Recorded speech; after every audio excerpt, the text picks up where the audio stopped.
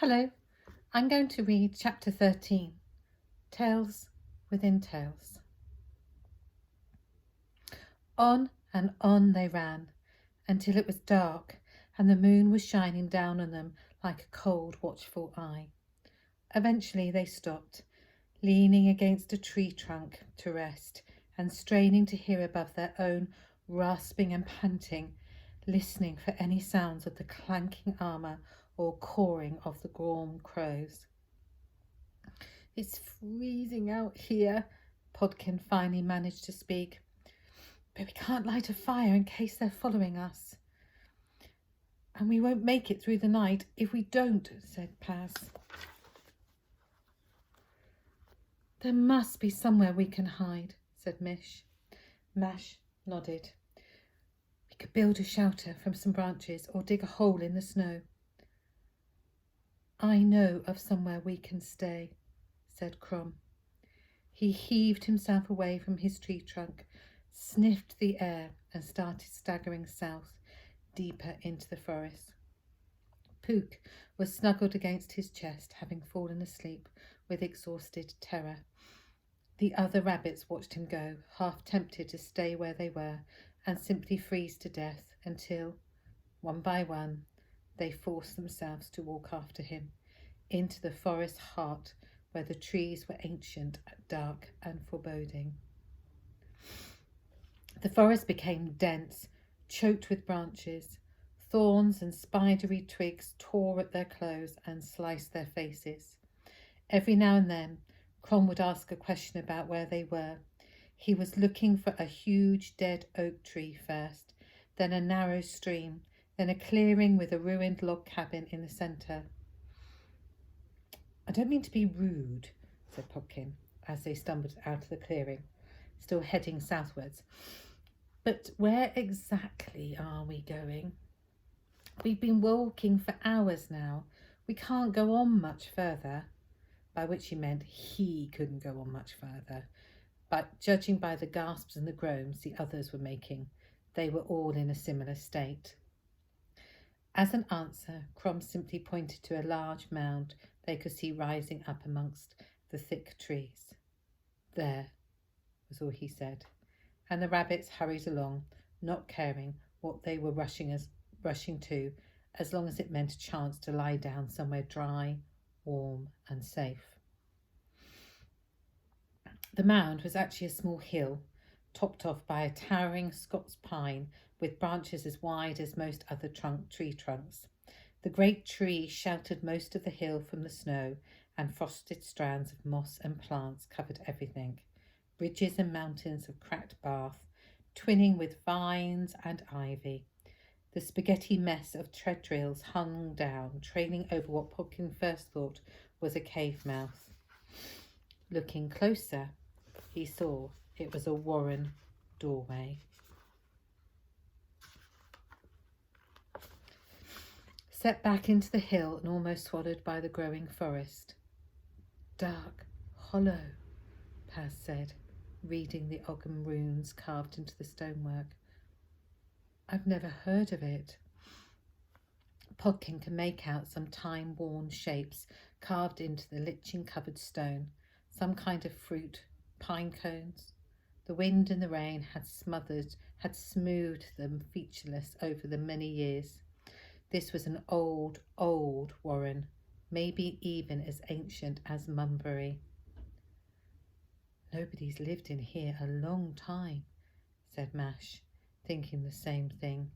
Mish went up and kicked to the door, making it boom like a drum. "How are we supposed to get in there?" Podkin asked, through chattering teeth.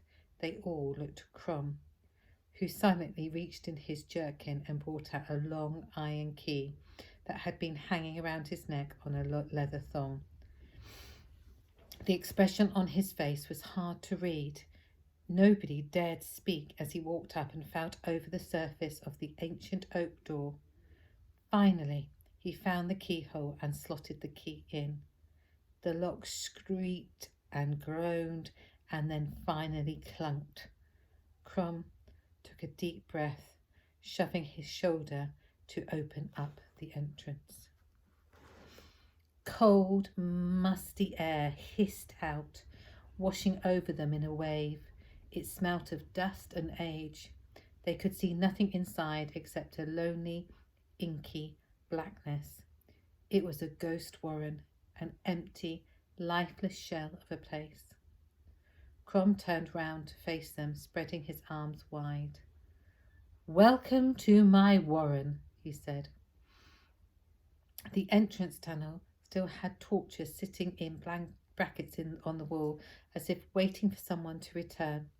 And as the rabbits gingerly stepped over the threshold, Mash took down a torch and lit it with a pair of flints that he kept in a pouch on his belt.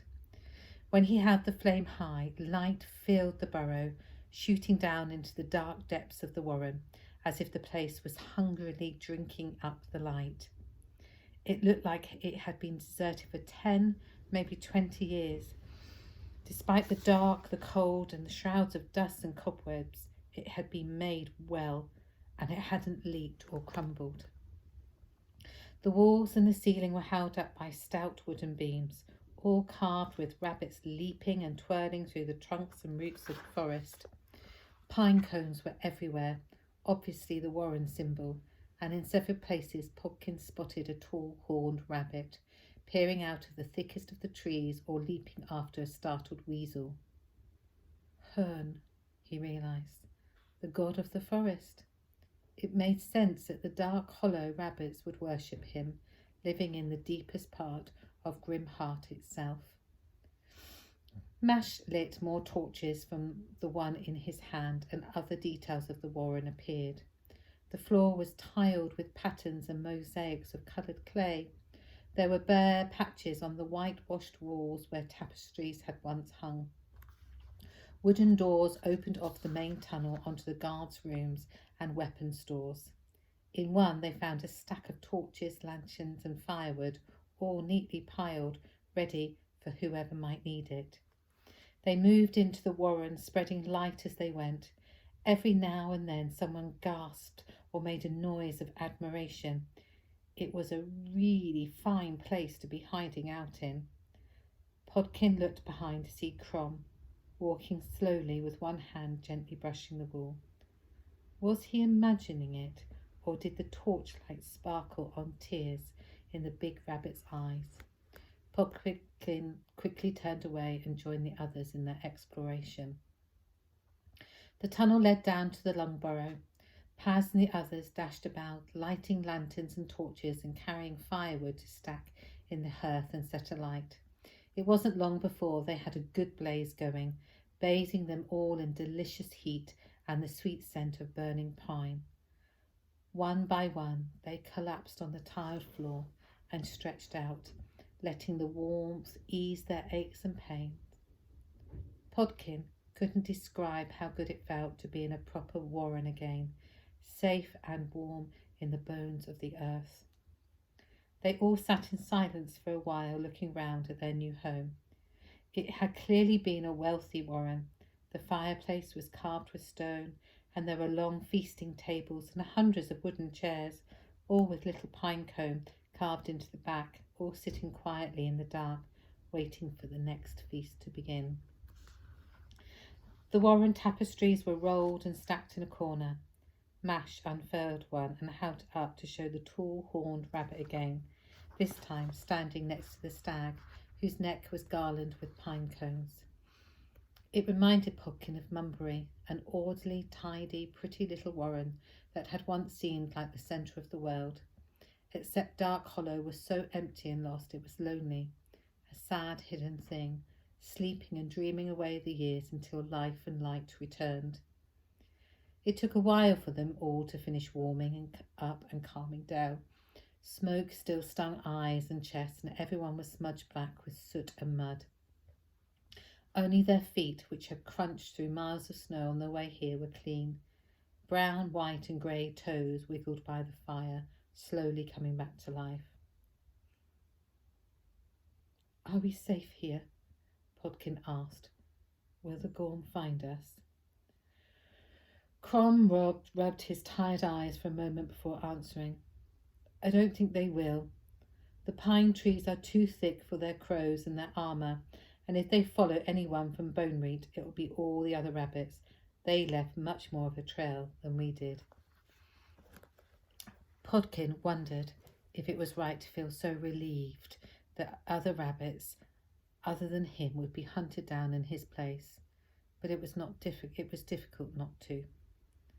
The others must have been thinking the same uncomfortable thoughts. As a distraction, they started giving each other looks, seeing who would be brave enough to ask Crom his story. In the end, it was Mish who spoke up, her little voice echoing around the empty hall. "Why is this place so empty, Crom?" she asked. The blind rabbit sat still and silent for so long, Podkin wondered whether he had heard the question. When he spoke, his words were heavy and tired, as if it was a story he didn't want to tell. "I don't suppose you can imagine me as a young rabbit. Maybe a few years older than yourselves, but I was one once. That was when I first met your father, Podkin. The custom in those days was for the sons of chieftains to be sent to live with other clans, ones where there was a chance of fighting going on, so as to teach them a bit about being a leader and a warrior. Otherwise, it was easy for rabbits to become spoilt and spoilt, lazy rabbits make bad rulers." Paz gave Podkin a very pointed look. He stuck his tongue out at her. "Well," Crom continued, "your father was the son of the chief, and so was I. This was my father's warren, and I was due to take over from him. As it was, Lopkin and I were sent to a warren called Flintchip up north in the shadow of the Akura Mountains. They were having problems with long-haired Akura rabbits and needed men to fight for them. So fighting was what Lopkin and I did. At first I didn't know what I was doing. I'd spent all my life lying around in meadows, nibbling clover and snoozing. I hid away from my weapon teachers and couldn't even read or write. I only just knew about one end of the sword from the other." That doesn't sound so bad, Podkin thought. He made sure he ignored Paz, who was sniggering and pointing at him. "So when it came to my first actual battle, I very nearly died.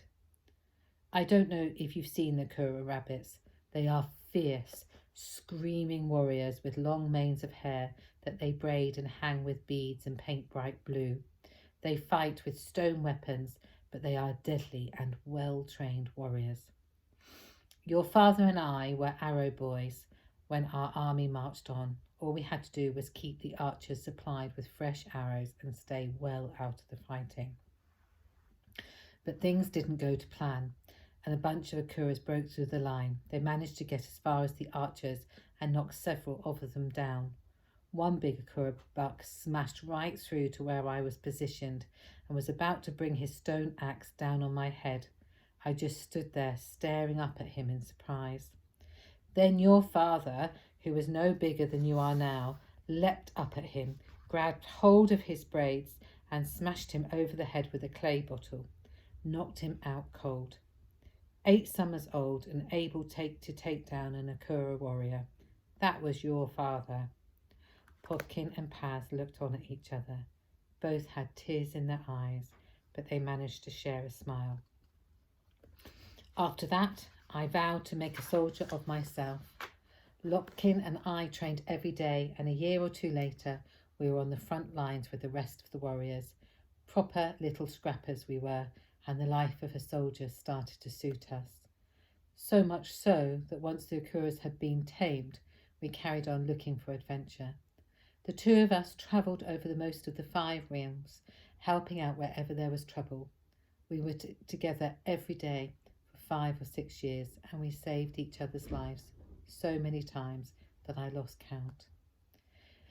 Then one day word came to Lopkin that his father, your grandfather, had died, and it was time for him to return home and rule the warren. He was pleased to go, even though it was hard for us to say goodbye. I think in his heart he had finally grown tired of a warrior's life. I hadn't, though, far from it. I kept on travelling and fighting. I stopped by Munbury once just after Lopkin was married. Your mother was a fine rabbit and he was happy. That was when he showed me the dagger and told me how it was one of the 12. I didn't stop for long, and there was more action to be had. Fighting the giant rabbits in Orestad, pushing back the cult of Cruach and the war god in Turanita. Then one day word came to me that my father had passed away, and it was time to come back to Dark Hollow and rule as he had. I thought long and hard about it, but in the end I refused. I knew what it would mean for the rabbits living here, but I just couldn't give up the life of a soldier. Being a chieftain, it just wasn't in me. I thought the Dark Hollow rabbits would choose someone else, but instead they just moved on. Some to Inkcamp Dale in the north, some to Stumphaven down south. Others headed off to Orestad, formed a warren of their own in the forest there. Last I heard, anyway. There was always a stubborn, superstitious lot. They'd rather start afresh somewhere new than carry on a place they thought they had run out of luck. And the warren has sat here empty ever since. The rabbit sat for a while thinking about Crom's story, listening to the crackle of the fire. They had heard about warrens being taken over by the Gorm or being wiped out in some tribal war or other, but they had never imagined a whole tribe giving up and moving on.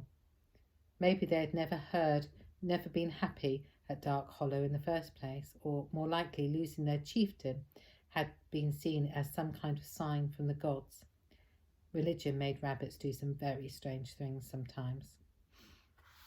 Podkin finally spoke up with another question. What about your eyes, Crom? How did you go blind, if you don't mind me asking that? Crom made a noise that was part sigh, part growl. Podkin thought he wasn't going to tell him, but then he spoke again. That was 5 years or more ago. When the Gorm appeared up north, some warrens put together a party to go and scare them off, but we weren't prepared for them. Our spears just bounced off their armour, off those twisted monsters they ride. And there was something else, a witch rabbit. She rode a black cat and called down lightning from the sky. We charged on her, but she caught me full in the face with a bolt of thunder. Her magic took my sight, and I lay under a pile of bodies for days in some kind of trance. When I woke up, the Gorm were gone, marching on to another poor warren somewhere. I crawled away, helpless as a baby. I could tell the land all around me was burnt and blackened. It was poisoned and stank of iron and blood. Luckily, some rabbits fleeing the Gorm army found me. They took me with them and healed my wounds, but they couldn't do anything about my eyes.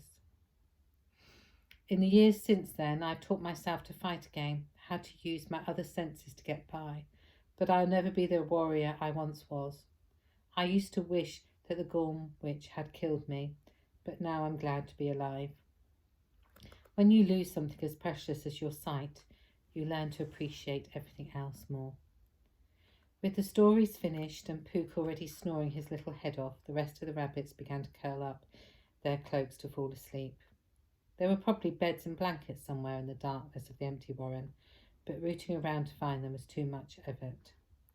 Podkin snuggled up with his back to Paz, enjoying the heat of the fire on his face and the scar of his missing ear.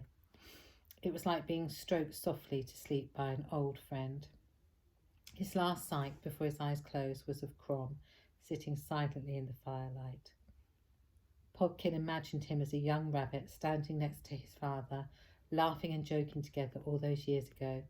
Then, with his dreams as warm as his toes, he fell fast asleep. The first few weeks in the empty warren were a peaceful time. They spent their days exploring the tunnels, lighting and airing the dusty old rooms, and foraging in the forest above for nuts and berries to eat. Evenings were spent huddled by the great hearth in the long burrow, and what had started with Crom's tale became a kind of storytelling tradition, for firesides and stories share a special kind of magic together. They heard all about the life of Mish and Mash and their acrobatic troupe. They had joined it when the travelling caravan visited their little village in the Ascot Mountains. The dwarf rabbits there lived in warrens carved into the cliffs and were expert rock and tree climbers before they could walk. But Mish and Mash had longed to see the world, and the troop was a perfect place for them to show off their acrobatic skills. This part of the story was embellished with exhibitions of several backflips, headstands and feats of balancing that they had little rabbits whooping with applause. The dwarf rabbits travelled all over Tyrannita and Hustland in the south with their band of jugglers, fire breathers and puppeteers. Life was pleasant and easy then, until they came over the Razorback Downs into Enderby. That was when they first came across the Gorm. The warren where they were performing was raided, and some of their troop were taken as slaves. After that, they became something more than just acrobats. They found ways to use their skills to bring down the armoured Gorm giants, and if they met a patrol on their travels, then they made sure there were 2 or 3 Gorm who didn't return to their home base. Mish and Mash paused to show the others the contents of their bandoliers. They were full of little packets, mixtures that they had made to fire at the cracks and gaps in the Gorm armour. There was the blinding goo, which everybody already seen, poison, glue, itching powder, stink bombs, and something called bang dust. Everyone was suitably impressed. So returning to the story, Mish and Mash and their troop of guerrilla Gorm fighters still travelled from warren to warren, staying ahead of the Gorm and helping where they could. Bone Root was a natural place for them to end up, full of it was of refugees and runaways. They had paused there to resupply and make a few copper coins from performing when the 2 dwarf rabbits had been snatched from their lodgings by the evil Quince and Shape and hidden away until their troop gave up looking for them. When Mish was finally let out on a stealing expedition, they were nowhere to be found, and the rest of the story everyone knew very well. Paz and Podkin took turns telling the tale of their epic escape from the Gorm, and how Podkin lost his ear. After that, there were more stories about life in Munbury Warren before everything went so horribly wrong.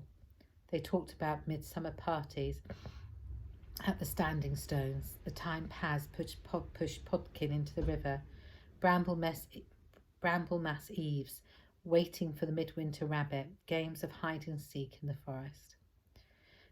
At first, Podkin almost couldn't bear talking about happier times, knowing that they were gone forever.